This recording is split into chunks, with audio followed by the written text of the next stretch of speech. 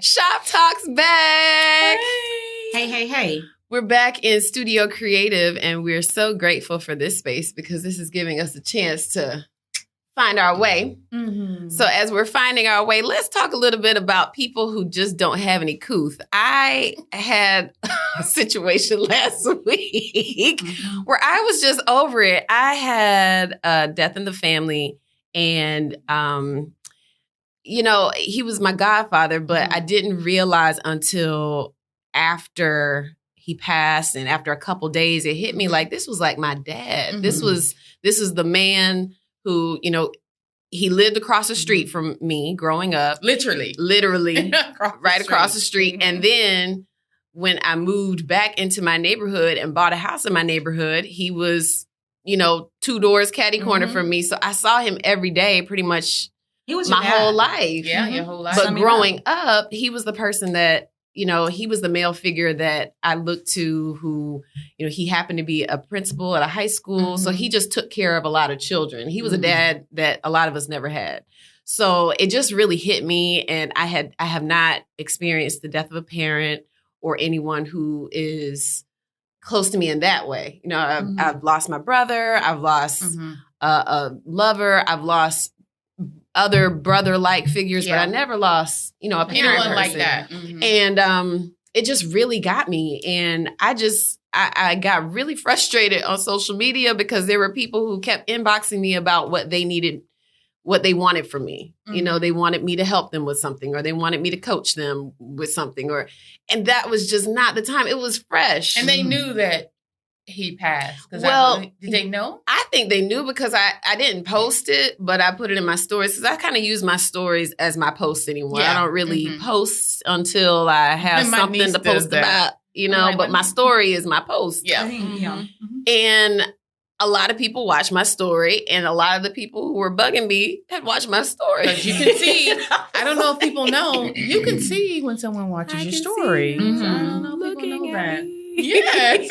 I think people just don't know boundaries when it comes to death. And sometimes people think they're helping me. I think, I've explained to you guys that I went through that too. Well, with my father, it was different. But when I lost my husband, it was, it was a different hit. Losing a parent is totally different. It takes you a different route altogether. When I lost my father, part of me was lost because I was daddy's girl. Mm-hmm. But when I lost my husband, I think the hardest part was losing him. I'm mourning for me, or I'm grieving for me, and I'm grieving for my children too. Yeah. So it's a different kind of grief.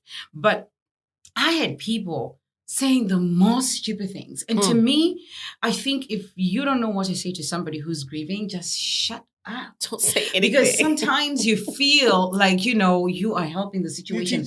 I had a movie situation.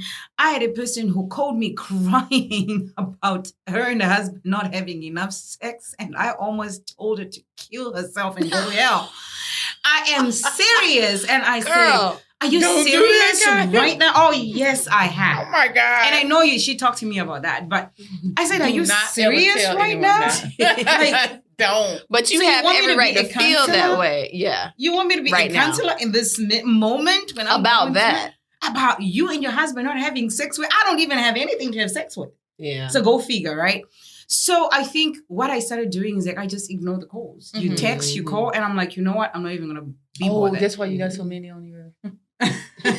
You one of those people? Green thing? Yeah. Have a million messages and a billion I do that. And ridiculous. Sometimes, I even want you to see that I read the message, but I just don't want to answer because I don't want to be bothered in that moment and I don't have anything to say. But really? You do that? I do. I'm in that committee that you put me, but I'm also in different committees, and then my other committee is blocker. Blocker committee. So people just don't know boundaries. Yeah. But I had people who understood and they gave me my space. You know what I mean? And they didn't mind if I answered the message or, if I text back or if I called back. Yeah. They respected my boundaries and I respect that. So with you, when it comes to you, the only reason we showed up today is because we wanted to be there for you, but that's different. Yes. And we'll get into that. But we were going to come anyway. Yeah. She told We ain't got support. no coof.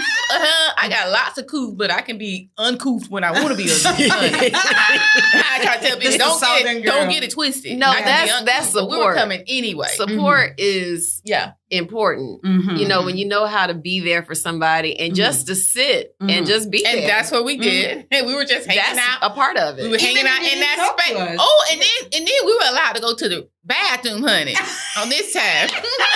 She never said bathroom. She said kitchen and any other room. I was just joking. Listen, I don't know if you all figured out the dynamics of our relationship, but I just have to bother with her because I can. But we were allowed to go outside our little box. Our little box. And Mama was so y'all are allowed. gracious. But I know. But I had to make fun of you. But again, serious, that's only honey. because there are some people who will roam in your house. I'm telling you, folks, I have seen people we roam. know. But y'all are different because y'all are sisters. So, and we'll get there in a minute too, because I want to talk about, you know, what it means to have just friendship. Yeah. And what does friendship really mean, especially in moments that matter like that. But that sent me because I'm just thinking to myself, like, how dare you just think about what I can do for you. And I'm not there right now. Like I feel like yesterday was my first day when I did some things this weekend. It kind of helped me to get myself up and going. I went to a baby shower that was all about love and that was sweet. And, you know, got to rub on the belly and remember when I had a belly and all that stuff. So that was fun and that helped a lot. But otherwise I have been, and y'all don't even know this, I was like not getting out the bed for a couple days. Last Tuesday. I knew it was gonna hit you eventually when you told us what he meant to you. To you, And even if you telling us some of the stories, you know, about him and the guys and him just doing this stuff for you. And then how you had just saw him that day before and everything and with the baby. So I knew that eventually when everything simmered down, you were going to be like, ooh, that's a lot. And I just think sometimes we'll go back to what you always saying. I think people don't know what to say. And sometimes they feel like they need to say something. Shut up. But they don't know. But as humans, we don't always think about that because you got to think we grew up in a culture where we always want to fix things. And nobody ever wants to go through anything. Nobody wants to go through any pain. Nobody wants to go through any suffering. And I think that's for America, it's all wrong. We go through pain and suffering, but everything needs to be peaceful all the time. Meaning you can have peace within your heart. I'm not saying that you can have peace within your heart, but nobody wants to go through anything in this country. Like, period. So when somebody goes through a bad time, they don't know what to say. Yeah. So I don't always do it. I wouldn't ask you. Keep quiet. Yeah, it is. But all of us don't. Everybody don't grow up with that. People feel like you got to do something. You got to do something. You got to think about when people die in Black communities. Listen, your house is going to be full of people. That's in African communities. In an hour, your house is going to be. When the word gets around, your house is going to be full of people. And the word gets around the wrong way. Let's talk about that because a lot of times people will express that somebody has passed on by putting it on Facebook, which that's like our culture now, but it's so wrong. And they'll do it before the closest family member does it. And that's what that should be your test. I don't like that. I don't like that. If that happens to me, my children will probably be upset because neither one of them post much, but I told them, honey, I live glamorous. Go on, let the people tell you. You are not dying anytime soon, girl. Yeah, but we're not counting on that. I have promises unfulfilled, so I know I'm not going to do it because the Lord word don't come back to him void. So my promises are not fulfilled. Yeah, so but that's all. I think people just don't know what to say. I had to say they don't know what to say. I had to say to somebody who wanted me to be there for them. You know, and I thought really hard and long. And, you know, I'm a woman with few words. And when I tell you something, I actually go for the jugular. I'm like, wait a minute. So I looked at the message and I said, okay. I thought and I said, you know, sometimes you don't realize how selfish a person is until you go through something. I did not know this is how selfish you are. Most people you're are. Selfish, you're self-centered. I can't even be there for me. I can't even be there for my kids. And you're asking me to be there for you? How can I be there for you when... Listen, and when people think you're a strong person, They think that you don't need people when you are going through something. Facts. I go, she'll be fine. She'll be okay. She'll bounce back. And I remember talking to a friend yesterday. She's in England. Her mom passed away this year, and we were in college together. And, she said to me, I didn't know how to be there for you. I wish I was there for you more because probably then I had not lost somebody very close to me and I didn't understand what death meant. But after losing my mom, I took a step back and I said, is this what Kaya was going through? The pain of you losing your dad and then you lose your dad, your kid's dad and who was your husband. And I'm like, this pain is unbelievable. And he said, Kaya, I have not cried. And I said, girl, let me tell you something. Those tears you're keeping, they're just going to come one day. But when they come, it's going to be so bad to the point where you can't control yourself. Cry if you need to, But people sometimes, they really don't know are how selfish. to be there for you. And they don't understand what you're going through. And they will never understand. Until they experience. Right. Until they experience. Because I went back and I said, I'm sorry to a lot of my girlfriends who had children before I did, because I just was like, oh, that's great. You're pregnant. Wow, that's great. How do we plan the baby shower? That's all I knew how to do. And then when I went through pregnancy and I went through all that came with it for me, then I was like, oh, she might have been lonely. Her feet might have been swollen. She might have been itchy and just couldn't scratch. I mean, all the things that you understand once you actually walk that path, sometimes it does take a little time. But I'm just not giving any kind of leeway to anybody who just automatically, like one guy, this guy, and he's in his 50s, so he definitely should know better. And he's lost both of his parents, so he really should have known better, but he kept pressing me about going on a date on that Thursday. We had the funeral on Monday, and he kept pressing me about, well, are you available on Thursday? And I was like, hey, you about to get the other side of me that you don't want to see it. Exactly. Oh my gosh. I mean, he texted me twice about, hey, beautiful, hope you're having a good day. You're like, no. Actually, I'm not. And then he thought about it and he came back again on Wednesday and he was like, yeah, so I just wanted to know if Thursday was still going to be good for you. And I was like, I don't care about your schedule right now. I don't care about seeing you on Thursday. I don't want to eat with you. I don't want to sniff the same air as you. I don't want none of your drinks. I don't want anything that you have to offer right now because you are not my godfather. You're not even sensitive. You're not here. Yes. Exactly. And you think I want to go to dinner with you and you can't even be sensitive? First of all, did you send me any Cash App? No. Did you send me anything to make me feel better? Because food's not going to do it. That's not enough. You got to do something bigger and better. You got to send me some flowers. You got to popcorn because Erica lost. Send me some popcorn. Anything to let him know. I don't want to see anybody. Yeah. But that's what she just said. People are selfish, and I don't think people realize that. No, for me, because I say, listen, with somebody, I would just rather be there. I don't really. And I'm honest with people too, because when I lost my mom, it was tough for me. Tough, and that people around me knew it was tough. Like.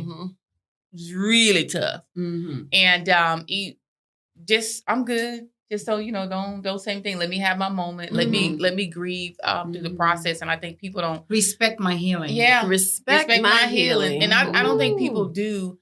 But it's different, and people don't understand that it's tough. And even now, I can be honest with someone when their mom died, because I don't think people are honest with people. It's like, oh, everything's gonna be good. You're gonna be all right. You will.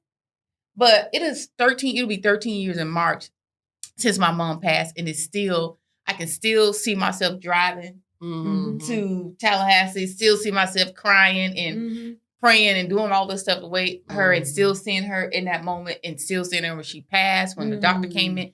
I mean, I can, all these things. My brothers and my sisters, they tell us, oh, this is going on. This is this and that. And still seeing her and still how those people graciously, when she passed and everything, my aunt that never goes anywhere, I can still see her on the wall praying and just like really consumed, because my mom was the mom of the family. Yeah. And then we had to tell my aunt, like, Auntie, she's gone. You know what I mean? And I can just still, all that stuff. And it's 13. Oh my God, girl, you're and giving it's 13 me years. I know. That's what I'm saying. It's 13 years. And people don't, honestly, when your mom died, you're close to them, it changes you. Yeah. It changes. And it's like, for me, I can have a conversation with a person, as I have a close friend that his mom passed away all of a sudden. So I don't sugarcoat anything with him, but I tell him, I understand what you're going through. You know, stop trying to be macho man and being there for everyone. You need to take a moment. Have you thought about grief counseling? Have you thought about this? And it's like, oh, I'm not doing good. I'm just not doing good. Pain is unbearable. And it's like, I know what you mean, but it's been 13 years. And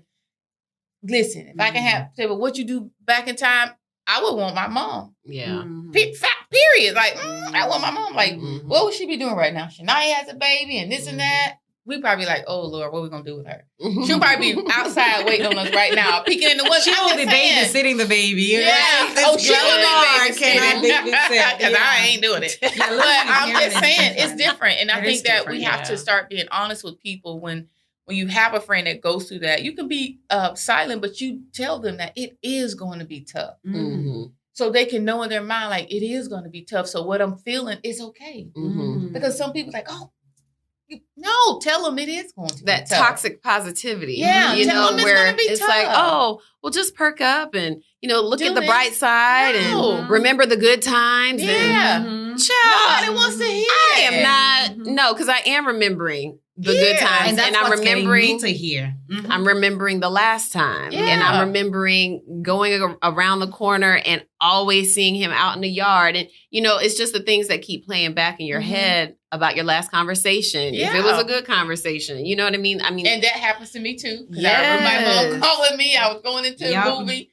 She was like, hey. And I was like, I was trying. And I said, the Lord must be deleted that voicemail. Because you know your voicemail can stay. And I used to go back, I'm like, and my voicemail just disappeared. Because I probably would be obsessive. Like with that voicemail, I still like 13 years later. Yep. Yeah. You know what I mean? Probably like 13 years old. The Lord's probably like, you know how, who disappeared? Moses. Child, I don't remember. No, taking us I got a lot of Bible in me, but I don't remember. Well, that's when Moses Elisha. When Elisha just I know went when up. Moses just disappeared when he told Joshua he's gone. And he was like, where you going? He ain't got no tomb. He ain't got nothing. He gone.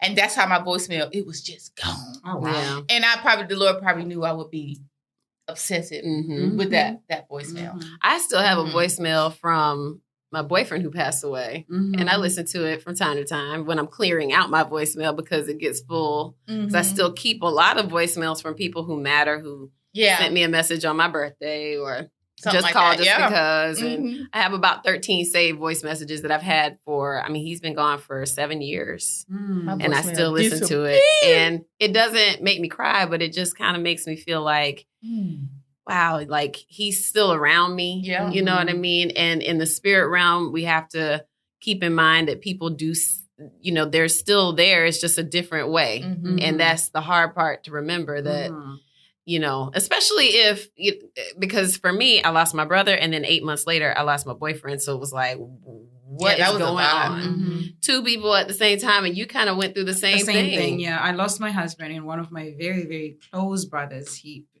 oh my God, died, I think 2 months later in a car accident, just like that. So, but I still have some voice messages and, you know, I listen to them every now and then and I still have some videos of him crazy. So sometimes I go through the videos and I'm like, oh my God, you know, the memories. But I think I demanded people. I think when I realized that people won't care what you're going through, I had to demand what I wanted from them. Like, okay, you're not going to respect my boundaries or respect my healing. I'm going to show you how to respect me, You do. my boundaries and my healing. I'm just not going to answer your call. And I'm just going to block you. And I'm going to take you off Facebook, Instagram, block on everything. And then maybe you'll realize that you just don't respect people's boundaries. You know what I mean? So did the girl who called you talking about her husband, have you talked at all, like, we have, times? And I told her some words and Katrina said they were wrong because I told her to keep. We don't do that. No, ma'am. We gotta be careful what we say, but I understand where you're coming from because it's like, girl, you know. this is not the time. Like this We is not are the not time, condoning and that. this, yeah, No, this ma'am. is not the place. No, we are not. But I Mhm. didn't mean it in the literal sense. If she had done it, but well, but leave me alone, Katrina. But we're good now, and I explained her. I explained to her later that I think that when people are going through some things, you have to stop and think. Mhm. Look at what you're going through. What you're going through might be big in your eyes, but Mhm. compare what somebody else is going Yeah. through to what you're going through. If you feel like it's that big and you need somebody to talk to, then hey, find somebody else. But if that person is going through something, and she understands. Child, She get you a understands. therapist. Go pay somebody. Pay somebody, honey. I've Don't told her have- to get a therapist Yes. because I am not. Don't a have marriage no counselor. opinion. Yeah. You know? You need to go Paying get a me. therapist, get a pastor. But sometimes you can't really lean on your friends. I had to watch myself because I have a good friend who she's been great, but I realized that I was going to her with everything. And I was like unloading all On of my her. stuff on her. Mhm. And she hadn't been through what I'm going through. So she's probably like, I don't really even know what to say. But being a good friend, she just listens. Listen, sometimes that's all Sometimes you you just need. need that. And we're good because I've talked to her about it because I was like, I am so sorry because I feel like I've just given you so much Yeah. of my junk and you've been there and I really appreciate it. I don't even know how to show my appreciation for you just listening Holding to me it too. because I don't have a lot of people that I can do that Trust. with. Yeah. And then I do consider a lot of my friends have multiple children and they have their own world. And Mhm. when you have multiple small children, It's you a lot. really don't have time to be bothered with anybody else's stuff unless you offer. If they offer to listen or they call you and like, girl, what's going on with you? How are you? How can I pray for you? Or how can I help you? Mhm. That's different. But you have to be mindful of that. But let's switch into the next part of our conversation that we were having earlier. It's just about being friends and having adult friendship and just being present for each other because we just came into each other's lives. I've known Katrina for a long time, but in this more intimate sense, it's just been the past year. Mhm. But I feel like you all are closer to me than a lot of people that I've known for a long time. And maybe that's because we've seen each other every day for a while and we talk almost every day. And, Yeah. we have that kind of relationship. But it really means a lot when you have people who don't want anything from you. They actually just want to see you win and they want to be there for you and they're not That's looking to important. ride your coattails or try to find a way to take from your plate, basically. Because that's Actually, what you I all want do. that hair you have. Yeah, we can make that happen. No, I think relationships are the new currency. Yeah, it's absolutely. the older I get, I used to think that a best friend is somebody you go to primary school with, or you go to nursery, which is what is this here? I don't even Sometimes- remember anybody from nursery. What are From you talking nursery about? school, from Pre-K? Like pre-K, kindergarten? yes, Mhm. pre-K, and you go to primary school, which is first grade We to got seventh it. grade. Uh-huh. And those are your best friends. That's what I used to think until I looked at my life and I say, first of all, we moved from area to area. Mhm. And we moved from a different country to another country. I don't even remember half the people I was born with, except for one girl, because she was my neighbor, right? Yeah. And then when we went to primary school, we moved again to a different primary school. I never had those friends that way because my father was moving a lot with work. Mhm. And I started having close friends the older I got, Right. right? And those are the friends that I have kept. And then the older I get, with every level of my life, I've met new people who mean something totally different from the people I've had before. Some have come and they've gone because their season has come and gone. But I met Katrina, I would say my kid is 7 this year. And I met Katrina when he was 4. Yeah, maybe. No, when he was 3. 2017 or something like that. 2017, he was around 3. Mhm. And, we've had our ups and downs, because that's my older crazy sister. Been crazy in a good way. But, Katrina has surpassed the friendship kind of phase because she has been there for me through my marriage. The tears, the happy times. And I used to ask myself, why does my husband love this woman so much? Because I'll fight with her at work. And then I'll try to tell him about the story from work. He's like, I don't want to be part of that bed because you and Katrina are going to get along. And guess what? I'll be left on the sideline. And the next thing, Katrina will call him for a password for something and say, I'm not talking to her. I'm like, listen, you got a password to this subscription. I need it. That's hilarious. I'm like, you are not And then supposed he to talk to goes, her. then he texted to me, bam, thank you, appreciate it. That is it. That's kind of beautiful. I'm not talking to you. I'm not supposed to talk to her. Oh, she just needed a password. Okay, whatever. So, but one thing about her, she has been And he gave it to a me. prayer warrior in my life. The times she's known some things I've gone through my marriage. Because sometimes people see the beautiful side of your marriage and say, oh my God, couple goals, right? But yeah, behind those couple goals, there are couple struggles. And Amen to that. we went through that, right? It was roses today, tomorrow is thorns. But guess what? We learned to navigate through that. But she was there. So my marriage, my kids, my children love her to death. Right? To life, girl. To life, sorry. Love her for life. For life. So she's like a that. friend I had in my adulthood. And I really appreciate her friendship because she's known my financial struggles, my couple struggles, my this struggles, my children's struggles. Go pick up my son. And she runs, to go pick up my son. That's the kind of friendship I've had with her. And I really appreciate her for that. So I always tell her that you are my board of directors in my life because you've been there for me. And then I met Erica 2006, but it was just a picture. It was a picture. Okay. She was still, fresh. She don't remember. Miss Somebody America. else told me, say, I met Erica before, but she don't remember. I know. And I had the picture on Facebook. She had short hair. But then we started working find together. That picture? I would really love to see it because I would remember based on my hair. I remember where I was. Yeah. And, it was a black event, like 100 black men of Orlando, something like that. Okay. But she probably was there. Yes. Absolutely. And we worked together at Afro, of course. But the way Erica, when Erica started working, I was out of work because my husband had passed away. But she would reach out, maternity she would leave text too. Me, and I was on maternity leave. I was on maternity leave, yep. yes. And she would text me, is there anything I can do for you? I know what you're going through. And I said, oh my God. So she was about to be on my block list because she was texting me a lot. She was about to be. Only reason she was going to be on your block list because you thought she was being insincere because you No. It wasn't being insincere. I said you thought. You probably thought that. No. I thought she was just, this girl takes too damn much. I did. I'm one of them. But I guess because my heart was just like, oh. I know. It's and you know what? It's so different for me because, yes, I know that my boyfriend was just my boyfriend, but at the same time, that was my dude. We were close. We were so close. And yes, we weren't married, but at the same time, child, sometimes, you're married.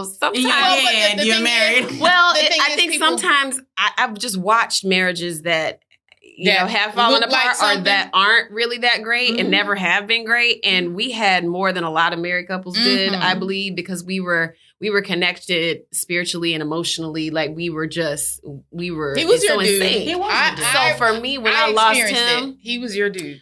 When I lost him, all I can think of is when I hear of a person who has lost their husband, it's just like, oh, I know that pain. Because you did. And that's why I was reaching out. I really was like, this young lady is going through it right now. But your messages were sweet and short though. So that I'll give you would have never been on my block list because I loved you before I met you. So I was just like, oh my God, Miss America. And she's always been my Miss America. Stop it. So then you text the last message I remember. You said, I'd love to take you to a spa. And I'm like, oh. And as I was about to block the message, I still owe you a spa day. I know. But it's not because we just haven't had time, but we need to make time to do that because I want you to just relax as much as possible because I know there's just so much going on. Yeah. I don't even want to talk. I just wanted you to just go and get rubbed on and just sit by the pool. Drink some wine. And then I fell in love with Erica. Because I think you are a sincere person. You are a very honest person. And I love your honesty. And, I love just the fact that you had not known me very well, but you were there for me and you were hurting for me. According to what you were texting me, I was just like, oh my God, she is such a caring person. And then when I met you, I remember I came out of my car and you were coming out of the studio because you left something in your car. And you gave me this hug that I remember. And you looked at me and said, are you okay? I looked at you and I said, oh my God. And I remember tears coming down, but just you caring was just like, and you had not told me that you had lost somebody. So I was kind of wondering, why is she always texting me? Like, you know, but then when you told me, and I'm like, okay, it makes sense. So I value my friendship with you. And, you know, spending time with you. And just this year, I've gotten to know you very close. I really do love you. And I love you too.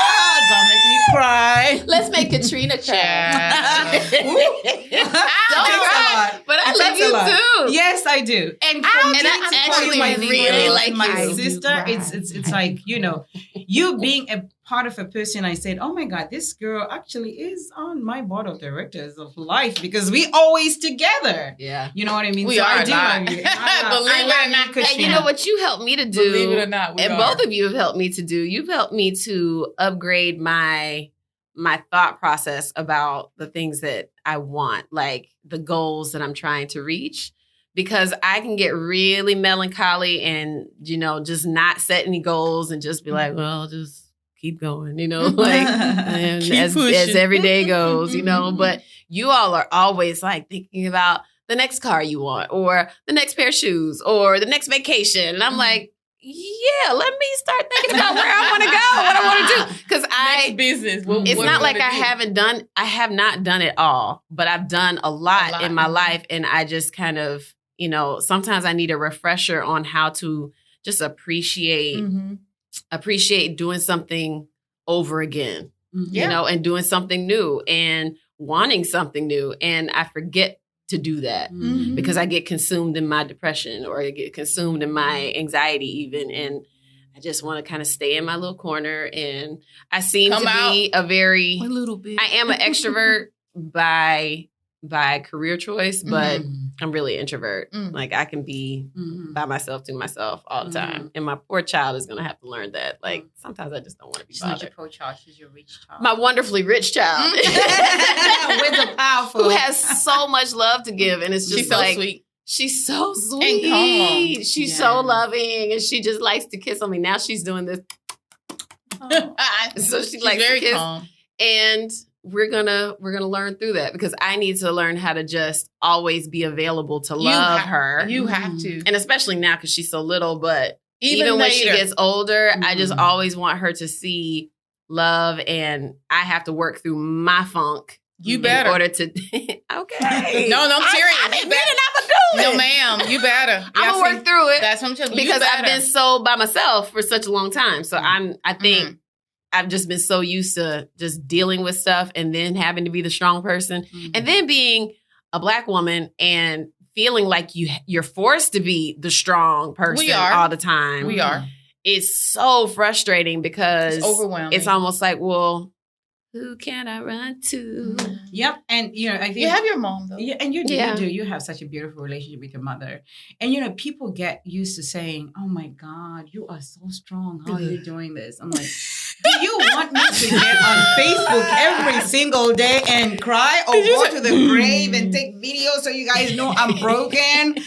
I can be strong, yes, but right I now think people I'm not. do. And I don't want to see you. People want to see the most vulnerable parts of you. But then when you expose them and you show them, then they're like, that's how you are. Oh, yes. But I found a new strength, though. Me being vulnerable has showed me that I have another side and of it's me. Okay, and strength to me. So I don't care really what people think. I always say that I cry for the people who don't know how to cry. You know, so when I am in my alone space and I'm isolating, a lot of times I feel like I get it out for the people who don't know how to do it. Because there's a lot of people, like you said, I don't like the term everybody grieves differently only because I feel like you should take your time to grieve. I agree. And what that time frame is, now that's different for everybody. It's different. That's definitely different because some people can get a move on pretty quickly. Like I'm kind of forced to, I got about a 5-day window. And then I have to keep it moving. Yeah. But it doesn't mean you're not processing it, though. You know what I mean? You're still processing. Yeah, it doesn't mean that you're not processing it. But then I wanted to go back to what you said as far as being available for your daughter. I don't know, you all remember me saying that the reason in my relationship is with my children is because I've been transparent with my children to a point as far as their age. Mm-hmm. You know, when they're able to take things, I use wisdom. You know, and I'm transparent with them. You know, yeah, I am. I mean, you know, never sugar. I am very transparent with them. But you have to. Your children have to know that you're available for them all the time. Mm-hmm. Period. And you know, I told y'all when my children were younger, there were no phone calls in the car when I'm picking them up from school and doing this and doing that, because it lets them know that. Okay, my mom is always available for me. Mm-hmm. And that's why you can see the relationship that I have with them now. Like I said, my daughter's like in her 20s. I was like, girl, go with your friends. You ain't got to always be with me. She's like, no, I want to be with my mom. Your best friend. Is that and okay? that's Erica with a daughter. That's how it's and the reason it's like that, because we started young. Mm-hmm. So you always remember that. And then even if you're going through stuff, it's okay when they get to a certain age. You got to know how to decipher as what to share with them. Yeah. And they'll understand that. They'll be like, okay, well, my mom needs a minute right now. Mm-hmm. And you all almost be in sync and in synergy with each other. Well, it'll be okay. But you have to always be available for your children. With the phone call. Yeah. Phone calls in the car. When I pick up my children, if it was their grandmother, that was about it. But when I picked them up, because to them, it seems like, okay, my mom's on the phone. She doesn't have time for me. Or she's talking to somebody else. That's a good point. Thank you. Because she don't have time for me. I'm here, but my mom is talking. It broke my heart this morning because I had to leave her. She walked to the door. You know, she does her little trot to the door, and she cried and cried. And I'm just like, Mommy's got to go to work, and I don't want to go. Because you're just so sweet. Right. And that's good. And you share those things with them. You have to be able to share. And I give her a kiss, and I try. Mm-hmm. Yeah. Mm-hmm. But because I've been me by myself for so long. Yeah. And with you, most of your work is on the phone too. So I think I have to on the phone and out the house. Because you have to go out. But it will transition. And she goes with me. You know, she went with me on Friday to my event. And she was dressed and she was ready. And I saw, honey, her red. She was well-mannered. And so she's learning how to work in my world like I'm learning how to adjust to her world. Because... You know, she doesn't know how to talk yet. So she knows how to say mommy, and that's it. But this has been awesome today. Thank you for letting me get some things out. I had a few things on my chest. So we were able to touch on that. And we'll be back with some more Are you going to talk about this topics. Wine? I'm excited about this wine. We are so excited about this, and we're looking forward to... But we got this gift. Yes, we got this gift. From a friend who said, thank you for being a friend. Yes. I can't sing the song because it's probably copywritten, but and we don't need that. Our whole stuff coming down because no copyrights, honey. We do not need that. So, yes, we're going to enjoy our Just Bubbles now, and we hope that you are just enough bubbles, and we hope that you go out and support them and continue to support us. Like, share, subscribe. Yes. Hit that button. To us a favor. Yes. Bye, y'all. Bye.